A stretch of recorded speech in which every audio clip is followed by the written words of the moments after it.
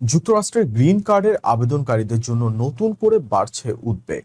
Trump প্রশাসনের নতুন নির্দেশনায় শুধু আবেদনকারী নন, পরিবারের সদস্যরা সরকারি সামাজিক সহায়তা নিয়েছেন কিনা সেটিও বিবেচনায় আসতে পারে। বয়স, স্বাস্থ্য, শিক্ষা, দক্ষতা ও আর্থিক সক্ষমতার পাশাপাশি পরিবারের পরিস্থিতিও এখন গুরুত্বপূর্ণ হয়ে উঠেছে।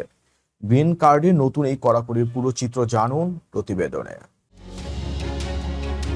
যুক্তরাষ্ট্রে গ্রিন কার্ড পাওয়ার প্রক্রিয়ায় আরও কড়াকড়ি আরোপের পথে ট্রাম্প প্রশাসন। নতুন নির্দেশনা অনুযায়ী কোনো গ্রিন কার্ড আবেদনকারীর পরিবারের সদস্য সরকারি সামাজিক সহায়তার ওপর নির্ভরশীল হলে সেটিও এখন আবেদন মূল্যায়নের ক্ষেত্রে বিবেচনা করতে পারবেন ইমিগ্রেশন কর্মকর্তারা। মঙ্গলবার US citizenship and immigration services USCIS এ বিষয়ে নতুন একটি মেমো জারি করেছে। এতে বলা হয়েছে, আবেদনকারীর আত্মীয়রা যুক্তরাষ্ট্রে থাকার সময়ে বিভিন্ন সামাজিক সেবা বা সরকারি সুবিধা নিয়েছেন কিনা সেটিও পর্যালোচনা করা হতে পারে। নতুন নির্দেশনায় পাবলিক চার্জ হিসেবে কাউকে বিবেচনা করার ক্ষেত্রে 5টি বিষয় গুরুত্ব পাবে। এগুলো হলো আবেদনকারীর বয়স, স্বাস্থ্য, শিক্ষা, দক্ষতা এবং পরিবারের সম্পদ, আর্থিক সক্ষমতা ও পরিস্থিতি।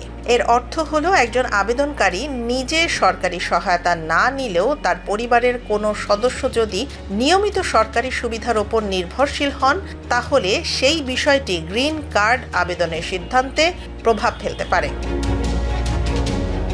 তবে আবেদনকারীদের জন্য পাবলিক চার্জ বন্ড দেওয়ার সুযোগ রাখা হয়েছে। নির্দিষ্ট পরিস্থিতিতে অর্থের বন্ড জমা দিয়ে আবেদনকারী প্রমাণ করতে পারেন যে ভবিষ্যতে তিনি সরকারি সহায়তার ওপর নির্ভরশীল হবেন না।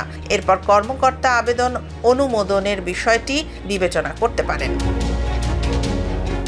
USCIS এর দাবি, এই নীতির উদ্দেশ্য হল সম্ভাব্য সরকারি সুবিধা নির্ভর ব্যক্তিদের ক্ষেত্রে মার্কিন করদাতাদের অর্থ সুরক্ষিত রাখা।